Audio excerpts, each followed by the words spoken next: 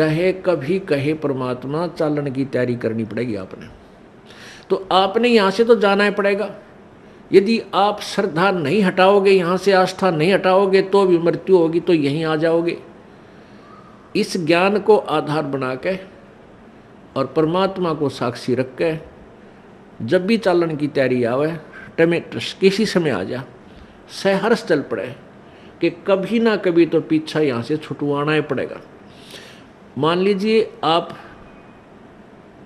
परमात्मा के मार्ग पर लगे हुए हो और आपके साथ कोई ऐसी घटना, वैसे तो मालिक घटना नहीं देता जल्दी सी, वो भी आपकी कोई त्रुटि होगी या परमात्मा की कोई और रजा होगी, उसमें वो आपके हित में ही होगी। जैसे जिसको हम अकाल मौत कहते हैं, तो यहाँ पहले तो अकाल मौत आपकी होगी नहीं, और होगी तो घनी आपके ऊपर मेहर होगी, कोई विशेष कृपा होगी, या आपका नाम टूट चुका हो।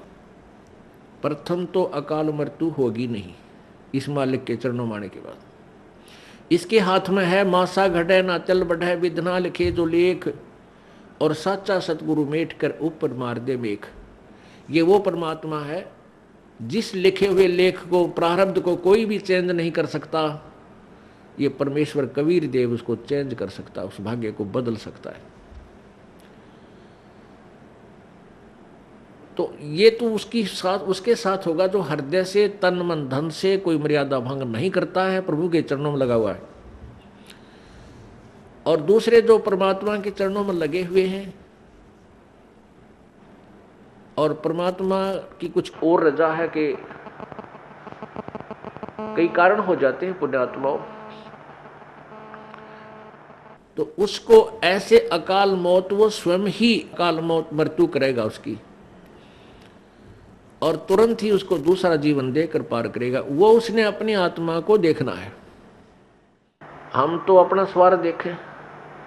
जैसे किसी की माँ मर जा, चाहे 70 साल की हो रही है, तो याद आवे है कि भाई पाछी बालक खिलाओ थी, पोत्या ने राजी राखे थी, घर की रुखाड़ करे थी, ये बना मरे तो बढ़िया है।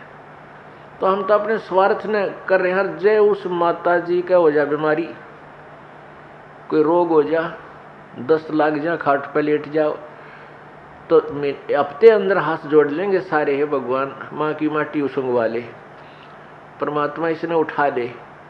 तो कहने का भाव ये है कि यदि परमात्मा किसी भी समय पर अपने सच्चे भक्त लगा हुआ ठीक है और उसको ऐसी कोई घटना करता है, ऐसी कोई घटना होती है अकाल मृत्यु की, 2 कारण से होगी।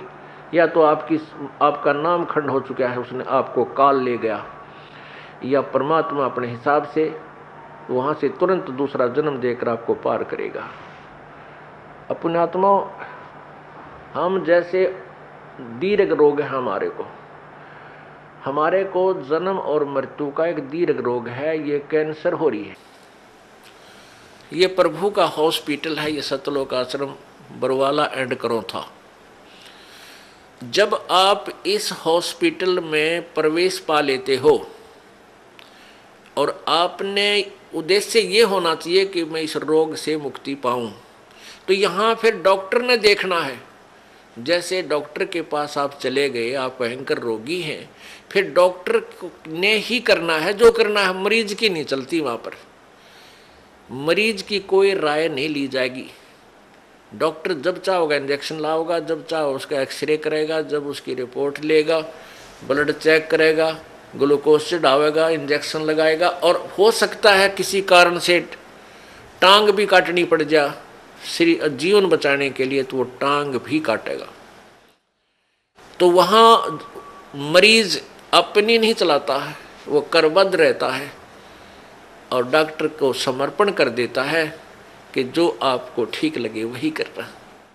तो यहाँ आने के बाद आपने अपना अगर जन्म मरण का रोग कटवाना है तो परमात्मा डॉक्टर है, कबीर भगवान हमारे।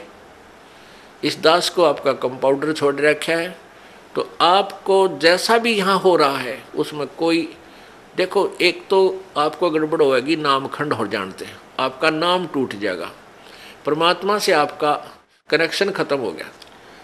और दूसरा होगा मालिक करेगा, तो उसमें फिर अगरम मगरम नहीं होनी चाहिए, ऐसा क्यों हो गया, ऐसा नहीं होना चाहिए था। तो एक तो सावधानी आपने रखना कि आपका नाम खंड ना हो, मर्यादा भंग नहीं होनी चाहिए।